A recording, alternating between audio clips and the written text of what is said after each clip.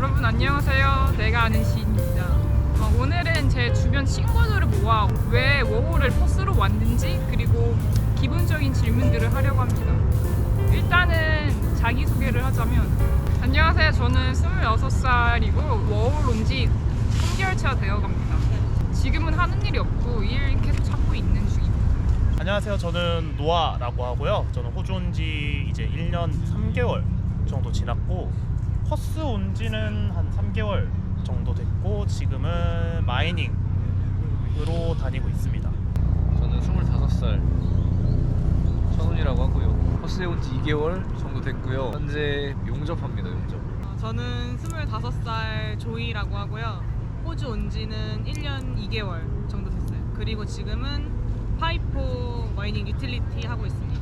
호주로 올 때 다들 목적을 가지고 워홀로 오잖아요. 그래서 이제 각자 어떤 목적을 가지고 왔는지에 대해 얘기를 하려 하는데 저는 일단은 돈을 모아서 세계 여행할 생각으로 호주 워홀을 선택하게 됐고 저도 가장 큰 이유는 돈 모으는 거. 그것뿐만 아니라 여러 경험도 해보고 싶고 뭐 영어도 당연히 하고 싶었죠. 보통 호주 워홀 오면은 그 세 가지 가장 먼저 하고 싶어 하니까. 그래서 지금 퍼스로 와 있는 이유는 돈 모으려고 퍼스에 와 있는 거고. 저는 한국에서 용접을 했는데 생각만큼 상황이 녹록지가 않아가지고 금액이나 삶의 질이 내가 기술을 쌓는다고 딱히 바뀔 게 없다고 생각을 해서 호주가 기술자들을 대우를 해준다는 소식을 듣고 영주권을 따고 싶어서 호주로 왔습니다. 사실 저는 호주 처음에 올 때까지만 해도 대학교를 졸업하고 이제 취업을 하기 전에 뭐라도 해봐야겠다 싶어가지고 필성으로 와서 지냈는데 근데 이제 살다 보니까 영어 공부에도 욕심이 생기고 이제 세이빙도 관심이 생겨서 지금 현재 목표는 영어 공부랑 세이빙입니다. 이제 세 번째로는 다들 이제 초기 정착금 얼마나 갖고 왔는지 이에 대해 물어보는데 나는 비행기 값 이런 거 다 빼고 차를 사지 않는 기준하에 저는 450에서 500으로 갔어요. 나도 한국 돈으로 한 550에서 600만 원? 대신 차량을 구매하겠다라는 게 포함됩니다. 저는 8,000불 차를 살 생각이 없었는데도 여유 있게. 근데 나는 차 사서 빠졌어.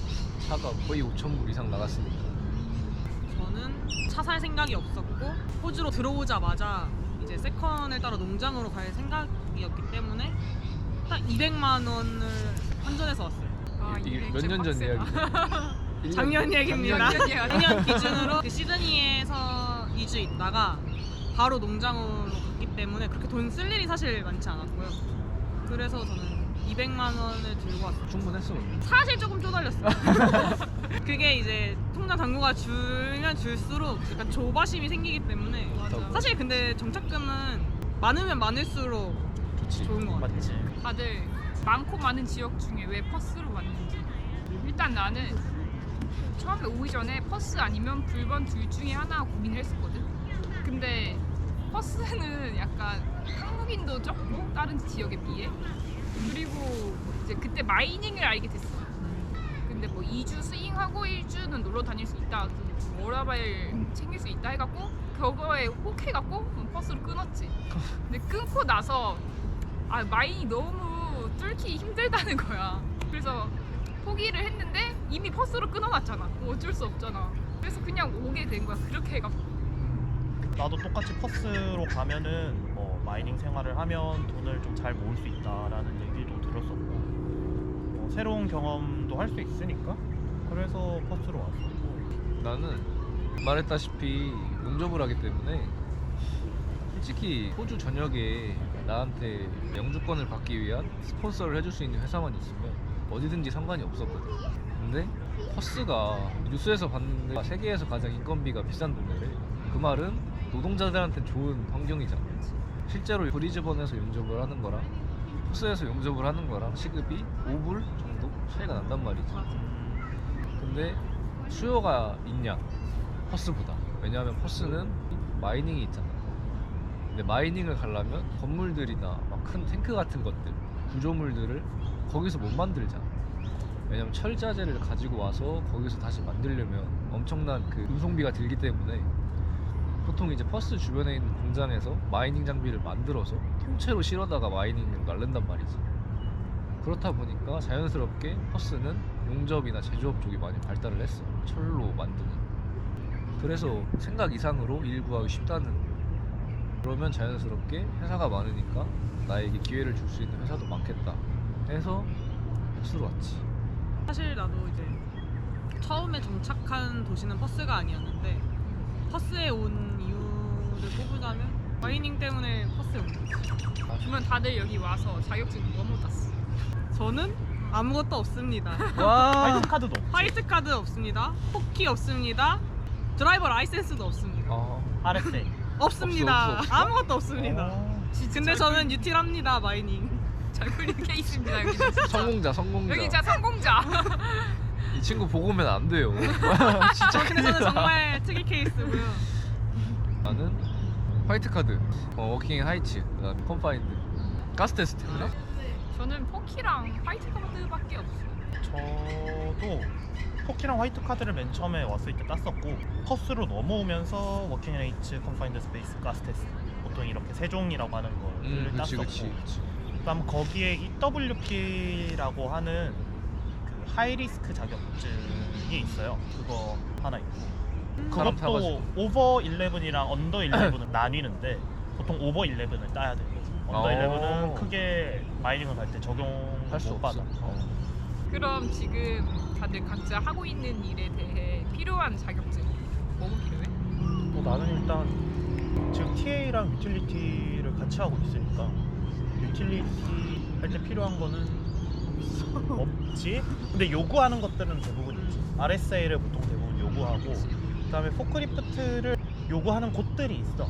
근데 일반적이지는 않아. 왜냐면 유틸에 트럭 오는 거 로딩 트럭 언로딩을 해야 되는 일이 있을 수도 있어서 요구를 하는 곳들도 있고 그리고 요즘 넣으면서 느낀 건데 운전면허증 요구를 꽤 많이 해. 특히나 셧다운 같은 거나 아니면 짧은 기간 가는 거 말고 온고잉으로 계속 가고 싶으면은 대부분이 호주 운전면허증 WA, 오스트레일리아 드라이버 라이센스를 많이 요구하고 그래서 대표적으로 보면 그냥 RSA, 운전면허증 포키 필요하다면 있으면 좋다. 포키까지 정도? 근데 포키를 요구하는 곳은 많지는 않고 그 다음에 내가 가는 TA 쪽에서는 화이트 카드가 조금 필요하고 그 다음에 그 3종 세트 컨파인드, 워킹 NH, 가스 테스트 그 다음에 하이리스크 자격증이 필요한 곳들이 있는데 총 3가지를 요구를 하더라고. 포키 아니면 EWP, 텔레핸들러라고 하는 자격증이 있는데 생각보다 포키가 많이 필요하진 않는 것 같고 텔레핸들러나 EWP를 요구하는 곳이 꽤 많아. 그래서 딴다면 EWP를 먼저 따고 텔레핸들러, 포키순으로 따면 좋을 것 같아. 그리고 추가로 요구하는 자격증이 퍼스트에이드 정도까지 딱 그 정도 요구하는 것 같아. 저는 보일러 메이커잖아. 자격증은 딱히 화이트 카드랑 3종 세트는 있으면 좋고 가산점이 붙고 자격은 한국 경력 그리고 영어 이 일을 알아들어야 돼. 이거는 워홀러들이 솔직하게 냉정하게 못한다 라고 얘기를 해야겠지. 사실 일반 워홀러들 기준으로 진짜로 내가 호주에 뜻이 있어서 용접이나 보일러 메이커 일을 하고 싶다 관련 학교를 2년간 나와야지. 그러면 서티피케이트를 따고 그 다음에 수습부터 시작하지. 보일러 메이커 TA로 맞아, 시작을 맞아. 할 거야. 실제로 우리 회사에 18살, 19살짜리 애들이 와가지고 막 탱크를 만들고 있어. 근데 심지어 잘해. 내가 볼 땐 우리나라 5, 6년 한 애들이랑 비교돼. 그 정도로 잘해. 호주가 그만큼 기술이 퀄리티가 높다.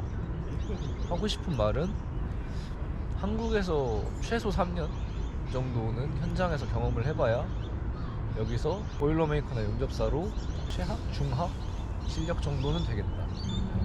그것도 운이 좋아야 돼. 근데 나는 유틸 똑같은데 유틸은 사실 딱히 막 필수 자격증 필요. 왜냐면 호스피탈리티이기 때문에 꼭 있으면 좋다는 건 진짜 드라이버 라이센스. 포키도 있으면은 진짜 확률이 높을 거고. 근데 저는 아무것도 없이도 온고잉입니다. 근데 진짜 유틸을 목표로 하신다면 운전면허 있으면 RSA도 따시면 좋은 게 이제 유틸도 이제 종류가 많잖아요. 키친핸드, 케이터링, 하우스키핑, 터번 이렇게 있으니까 어디 포지션으로 갈지 모른단 말이에요. 유틸.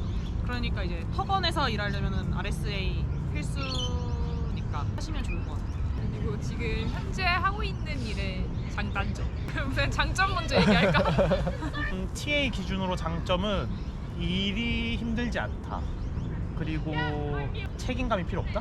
보통 우리는 기술자들을 도와주는 역할이다 보니까 그 기술자들한테 보통 책임이 다 가지. 그렇지. 우리는 그야말로 옆에서 보조만 하고 뭐 옆에서 불 나나 감전되나 이런 거 진짜 확인하고, 그래서 가만히 서 있는 경우도 많이 있었고, 아니면 물론 용접사를 어. 옆에서 보조한다 하면은 그냥 용접복만 뭐 전해준다던가 공구를 전달해준다던가 하는 일이기 때문에 나의 일에 대한 책임감이 없다는 게 제일 크지. 장점, 돈을 엄청 잘 번다. 고소득 직군이다. 내 장점은 시프트가 일단 보장이 된다. 일할 수 있는 시간이 정해져 있고 그 내 노동 시간이 보장이 되면 그만큼 이제 수입이 따라온다는 거고, 그리고 이제 아까 말했던 것처럼 2주 일하고 일주일 쉬는 거, 그 일주일을 이제 온전히 내가 다 쓸 수 있다는 거, 그게 제일 장점이지. 하이퍼의 장점이지. 단점은 지금 다녀온 일들이 모두 셧다운 일이다 보니까 일을 계속 구해야 된다는 압박감? 지금 TA 관련된 일로는 온고잉을 구하는 게 정말 쉽지 않다? 지금 상황에서는 일을 못 구한다면 언제까지 쉴지를 모른다는 얘기지. 거기다 일이 구해진다고 해도 뭐 이틀 뒤에 갈 수 있니? 라고 하는 연락도 많이 받기도 하고, 그게 제일 단점이지. 안정감이 없다.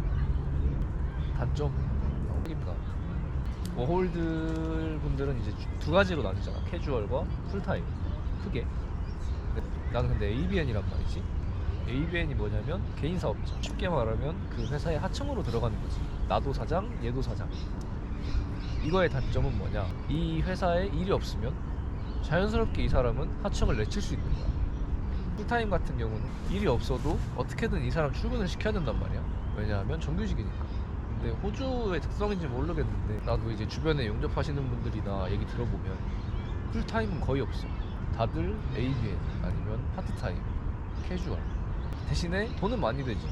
ABN이나 캐주얼 같은 경우에 나 15불, 20불 이상을 받거든. 대신 사고 나면 내가 책임져야 돼. 보험도 안 되고, 그다음에 언제 잘릴지 모르고. 내가 예를 들어서 뭐 1억짜리 기계를 나보고 만들으라고 그랬어. 근데 완성을 해놓고 보니까 잘못 만들어졌어. 내가 책임져야 돼. 그런 위험 부담, 그게 이제 책임감이겠지. 그 다음에 현장에 일을 하다 보니까 위험하다는 안전적인 문제. 정리하면 언제 잘릴지 모른다는 부담감과 위험, 스트레스를 받지. 내가 책임을 져야 된다는 그런 강박 같은 게 생겨버리거든. 나는 일단 체력이 생각보다 진짜 좋아야 되고, 그리고 반복 작업이다 보니까 약간 매너리즘이 빠질 수 있고, 중간중간에 약간 현타가 오고 생산성 없는 일을 한다? 이게 내 미래에 도움이 될 것 같진 않다, 그런 생각? 근데 이제 돈을 벌어야 되니까 해야지. 여기서 돈을 벌어서 이제 내가 생산성 있는 일을 찾아야지. 그게 단점인 거야. 근데 다들 TA를 뚫으려고 UT를 들어가잖아. 그래서 지금 둘 다 마이닝 하고 있으니까 어떻게 생각해, 이 두 개에 대해서? 이거 진짜 솔직히 진짜 말이 안 된다고 생각하는 게, 진짜 한마디로 말하자면 나는 의사가 되려고 간호사를 할 거야, 이렇게 생각하시면 돼 진짜. UTA랑 TA를 하고 싶어하는 사람들 많잖아. 추천해? 추천하느냐라고 보면 추천은 진짜 못할 것 같아. 워홀 준비 중인 사람들한테 충고나 팁? 충고? 오지 마라. 오지 마라? 야, 너 퍼스는 돈 모을 거 아니면 오지 마라. 그냥 퍼스를 단순히 한국인이 없어서 오는 사람들, 그런 사람들한테는 솔직히 좋지. 왜냐면은